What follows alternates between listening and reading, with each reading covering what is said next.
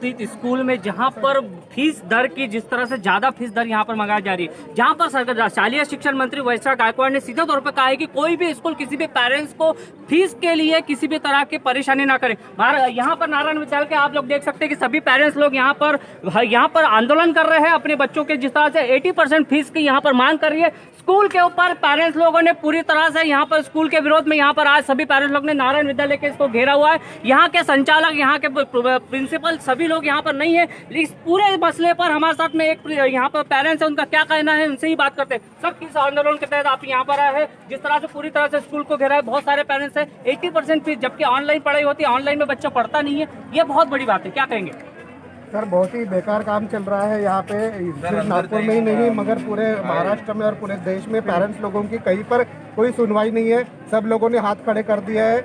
हम लोग जो नारायण विद्यालय के जो रिप्रेजेंटेटिव है पेरेंट्स के, हम लोग जो है वो कलेक्टर के तरफ गए थे, डिप्टी डायरेक्टर एजुकेशन के तरफ गए थे, माध्यमिक एजुकेशन ऑफिसर के तरफ गए थे और प्राइमरी एजुकेशन ऑफिसर के तरफ भी गए थे। हम लोगों ने सब जगह रिप्रेजेंटेशन दिया है कि हमारी जो मांगे हैं वो आप स्कूलों को बताएं, क्योंकि स्कूलों में तो बच्चे जा नहीं रहे। हम जो फीस देते थे स्कूल में, वो स्कूल में फीस इसलिए देते थे क्योंकि स्कूल की पूरी जो फैसिलिटी है वो हम उसमें सारी फीस आती थी, मगर अभी तो सिर्फ ऑनलाइन चालू है। पेरेंट्स का यही कहना है कि हम लोग सिर्फ ऑनलाइन के लिए जितना बनता है उतना ही फीस देंगे।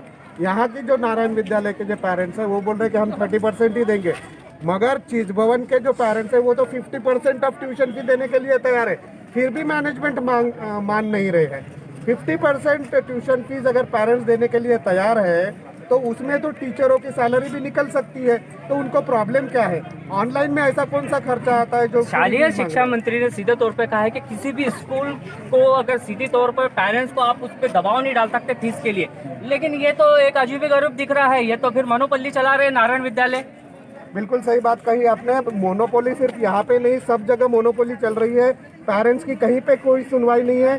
ज़्यादा से ज़्यादा इन्होंने क्या कहा है कि हम लोग आपको फीस भरने के लिए 15 दिन 1 महीना आगे की डेट देंगे, मगर फीस आपको भरना पड़ेगा, ऐसा कहा गया है। तो जहाँ पर इकोनॉमिक कंडीशन इतनी वर्स्ट हो गई है, लोगों के जॉब चले गए, बिजनेस चले गया है, तो पेरेंट्स इस पोजीशन में नहीं है। किसी के 2-2 बच्चे हैं स्कूल में पढ़ रहे हैं, वो कैसे भरेंगे फीस? ये बहुत बड़ा सवाल है और इसलिए मैनेजमेंट ने खुद होकर के ये सब करना चाहिए। ये बहुत बड़ा सवाल है। यहाँ पर किस तरह से पूरे पेरेंट्स लोग यहाँ पर नारायण विद्यालय के खिलाफ आक्रोश में है। सर क्या कहेंगे? फीस तो बहुत ज्यादा होगा, 80% ऑनलाइन में क्या पढ़ता है बच्चा? क्या पढ़ाते हैं नारायण विद्यालय जो इतनी ज्यादा फीस की बात कर रहे हैं? सर मेरा नाम अमर फाले है, मेरी बच्ची 4th स्टैंडर्ड में पढ़ रही है यहाँ पे। और आप जो बोल रहे हैं 80%, हमारी डिमांड है कि हम सिर्फ ट्यूशन फीस के 30% देना चाहेंगे, क्योंकि वो भी ट्यूशन फीस के 30%। यहाँ स्कूल में बच्चा नहीं आ रहा है तो आप प्ले ग्राउंड के चार्जेस क्यों लगा रहे हैं, लाइब्रेरी के चार्जेस क्यों लगा रहे हैं, आप लेबोरेटरी के चार्जेस क्यों लगा रहे हैं, ट्रांसपोर्टेशन चार्जेस क्यों लगा रहे हैं?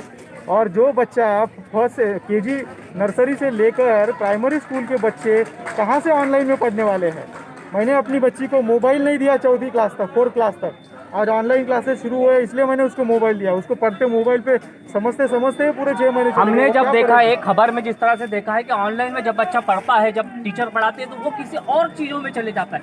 क्या पेरेंट्स बार बार उस बच्चे को देखने नहीं रहा कि वो पढ़ रहा है नहीं पढ़ रहा है? अगर वो किसी और गेम में चले गया या फिर किसी और अगर उसने कुछ डाउनलोड कर दिया तो ये तो बच्चा तो फिर अलग जगह पे जा रहा है। ये क्या क्लासेस पढ़ा रहे हैं, ये क्या सिखा रहे हैं? मोबाइल का कहना है वो एकदम से एक्चुअली बच्चे लोग मोबाइल का जो पेरेंट्स लोग नहीं रहते थे मिसयूज भी करते हो, खुद भी ओपन कर देते बच्चे लोग।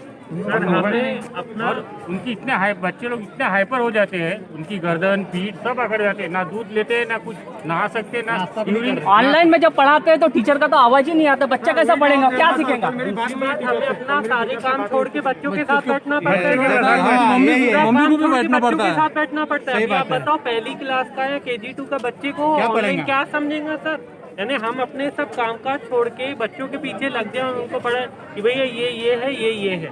अभी आप बताओ सर। बच्चे का कुछ कहना है सर कि जिस तरह से टीचर का आवाज नहीं आता तो हमें अब हेडफोन लेते तो हेडफोन लेने के बाद पे नए प्रकार के क्या फिर अभी यही काम करते रहेंगे पेरेंट्स जैसे काम डायरेक्ट मना करते हैं सर। हमारे बच्चे बोलते हैं कि हमको क्लास करनी ही नहीं है, अगर आप हमको स्कूल भेज सकते हो तो भेज दो, बट हम क्लास नहीं करेंगे। हमको कुछ नहीं समझ रहा है, मैम क्या पढ़ा रहे, ना उनका वॉइस हमारे को सुनाई दे रहा है, ना हमारी आवाज़ उन तक जा रही है। बच्चा कोई क्वेश्चन भी पूछता है तो उसको रिस्पॉन्स नहीं मिल पाता। बस हमारे इतना ही बोलना है सर। सर ऑनलाइन करने का सिर्फ कारण यही है कि इनको फीस चाहिए सर। बस कारण ऑनलाइन का कारण यही है कि स्कूलों को फीस है। भारत में या फिर पूरे नागपुर जिले की बात की जाए तो स्कूलों की इस तरह से पेरेंट्स को धमकाना और कहना कि भाई हम आपको पूरी तरह फीस भरना पड़े, जबकि ऑनलाइन क्लासेस में कोई भी बच्चा पढ़ता नहीं, सीधे तौर पे पेरेंट्स लोग कह रहे हैं। मैं यहाँ पे पूरे पेरेंट्स लोग को दिखा पाऊँ। दर्शकों आप देख सकते हैं कि पूरे तरह से पेरेंट्स यहाँ पर आक्रोश में है। 80% जिस तरह से यहाँ पर नारायण विद्यालय यहाँ पर मनमानी कर रहा है, अपनी मनमानी के तहत पे यहाँ पर काम कर रहा है, और इस मनमानी के तहत में यहाँ पर एक पेरेंट्स है। मैडम मैं आपके पास आ रहा हूँ। मैम मैं आपके पास आ रहा हूँ। आप मुझे बताएं कि ये जो 80% का जो ये कह रहे हैं और आप 30% भी जहाँ पे एक मनमानी कर रहे हैं पेरेंट्स यहाँ पर, ये जिस तरह से नारायण विद्यालय के तहत पे ऑनलाइन बच्चों को पढ़ाते, क्या पढ़ता है बच्चा ऑनलाइन में, ये बताया इनको ये चैनल में बता। मेरा इशू, हम लोगों का इशू ये है कि टीचर्स तो जो उनको बोला जा रहा है वो कर रहे हैं, हम इस चीज़ का ये नहीं, मगर ऑनलाइन क्लासेस कंडक्ट करने का तरीका है, गाइडलाइंस है जो गवर्नमेंट ने CBSE ने दिया है, मिनिस्ट्री ने हमें दिया है, वो ये फॉलो नहीं कर रहे हैं। हमारा इशू ये है आप 3 घंटे पढ़ा लो, 4 घंटे, मगर क्या ये तरीका ठीक है? बच्चे क्या 4-4 घंटे मोबाइल के साथ बैठे हैं? हम लोग आज तक इतनी अवेयरनेस है कि हम पेरेंट्स उन्हें मोबाइल देते नहीं हैं, और आज वो बच्चे 3-3 घंटे बैठते हैं, उसके बाद बोलते हैं मुझे हेडेक हो रहा है और लेट जाते हैं। जिन बच्चों का स्पेक्स है वो क्या करें? बच्चे हाइपर हो रहे हैं। बहुत सारे ऐसे बच्चों को देखा है कि टीचर जब ऑनलाइन पढ़ाते तो आवाज ही नहीं आ रहा, टीचर क्या बोल रही है ये नहीं समझ रहा। बच्चा खेलते खेलते अगर दूसरे गेम में चले गया तो पेरेंट्स की इसकी जिम्मेदारी कौन लेगा? सारी मैनेजमेंट हमें करनी पड़ेगी। अगर वो पढ़ा रहे हैं बोल के तो हम उनका सारा काम करा रहे हैं जो वो स्कूल में करते हैं। तो इसलिए ये ऑनलाइन टीचिंग से तो अच्छा है कि आप वीडियो भेजो। ये ऑनलाइन टीचिंग कराने का सेंस ही नहीं समझ आता। आप जैसे पलौटी है, बाकी स्कूल्स हैं, वो शॉर्ट वीडियोस भेजते हैं, एक क्लास करते हैं, फिर वो शाम में इंटरैक्टिव सेशन रखते हैं कि बच्चों को डाउट होगा तो पेरेंट्स टीचर से इंटरैक्ट कर सके, पेरेंट्स बच्चों का प्रोग्रेस जा सके। यहाँ कुछ है ही नहीं। पेरेंट्स बीच में बोल नहीं सकते जब क्लासेस चल रही हैं, क्योंकि वो हमें भी अच्छा नहीं लगेगा कि बच्चे और टीचर के बीच हम बोलें। दूसरी बात, कोई एक सेशन इन्होंने रखा ही नहीं शुरू से लेके अभी तक। इन्होंने कभी भी एक इंटरेक्शन हमारे साथ नहीं किया कि हमारे साथ इंटरेक्शन, ये सिचुएशन है, हम ऑनलाइन शुरू कर रहे हैं, ऑनलाइन का ये प्रोसीजर रहेगा, ये टाइम टेबल रहेगी, इतने घंटे बच्चे बैठेंगे, आपको ऐसा करना है। कोई गाइडलाइंस नहीं है, जिसको जैसी मर्जी वो बच्चा, कोई बेड पे बैठा है, कोई कहीं बैठा है, it is just going on. संचालक कुछ कहने को तैयार नहीं, प्रिंसिपल यहाँ पर नजर नहीं आ रहे, पेरेंट्स लोग आ गए हैं, बहुत सारा यहाँ पर पेरेंट्स लोगों ने जी मैम क्या कहेंगे? अभी तक सर, यहाँ पे जब ऑनलाइन क्लासेस चलते हैं तो मैंने भी देखा है कि बच्चे कहीं से भी क्लास करते हैं, तो जो दूसरे बच्चे वीडियोस देख रहे हैं, वो जो उस टाइम पे वीडियो देखते हैं, तो उनको क्या फील होता है कि नहीं ये तो कुछ ऐसे नहीं है, ये तो मस्ती चल रही है। जो छोटे बच्चे 5-6 साल के हैं उनको हम क्या समझाएं कि ऑनलाइन क्लास है, उनके लिए वो बस एक जोक है और कुछ भी नहीं है। कुछ बच्चे ऐसा होता है कि ऑनलाइन के जब पढ़ाई करते करते दूसरे गेम में चले जाते हैं, दूसरे गेम को खोल देते हैं, तो उसका कौन जिम्मेदारी? वहाँ पे अगर उनकी मम्मी या डैडी नहीं है तो वो बच्चा आपको उसको बंद करके वो गेम खेलता है, तो यूट्यूब देखने लगता है। उसको दबाओ, ये करो, क्यूरियोसिटी रहती है बच्चों को, तो वो ये काम करते हैं कि वो कहीं दूसरे इसमें भी चले जाते हैं। उनको कोई इंटरेस्ट ही नहीं है, बिल्कुल भी नहीं, बिल्कुल क्या कहेंगे मैम? यहाँ पे बिल्कुल भी मैनेजमेंट नहीं है सर। बस इन लोगों ने ना पढ़ा के ये हाफ कोर्स खत्म कर देना है हमको, और हाफ ईयरली एग्जाम लेनी है, ये काम किया है। मैनेजमेंट नहीं है, हम लोग काफी डिसअपॉइंटेड हैं।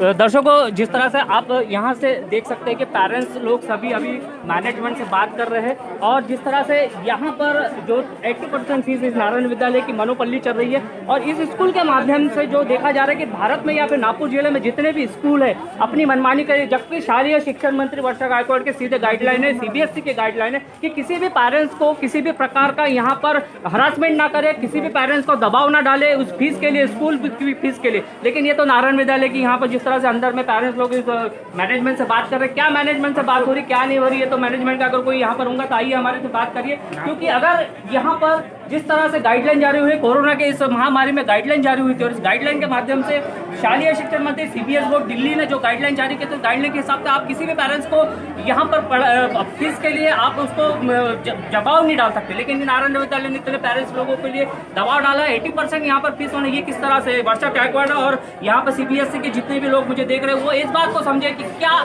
स्कूल की मनमानी हो रही है, स्कूल अपने मनमानी के तहत पे काम कर रही है क्या, स्कूल अपने मनमानी के तहत ही काम करता रहेगा क्या, इन ऐसे लोगों पे कार्रवाई नहीं होगी? ये सब सवाल मैं आपको छोड़े जा रहा हूँ, क्योंकि इस समय अभी जिस तरह से कोरोना की इस महामारी पर लॉकडाउन के 6 महीने में पेरेंट्स लोगों की पूरी तरह से यहाँ पर जिस तरह से पेरेंट्स लोग अपने इस कमाई के तौर पर अभी बहुत ही खस्ता हो चुके हैं, और इस तरह के ऑनलाइन परीक्षा, ऑनलाइन में क्या पढ़ाते टीचर लोग, इन्हें सब पेरेंट्स लोगों की इस नारायण विद्यालय में आज यहाँ पर उन लोग ने आंदोलन किया है, और इस माध्यम से उन्होंने सीधे तौर पर मैनेजमेंट के खिलाफ ये मोर्चा खोल दिया है। दर्शकों, और भी एक खबर से मैं रूबरू करूंगा, तब तक के कैमरा पर्सन सुखदेव सोनेकर के साथ मैं शैलेश ढोरे, विदर्भ टीवी, नागपुर।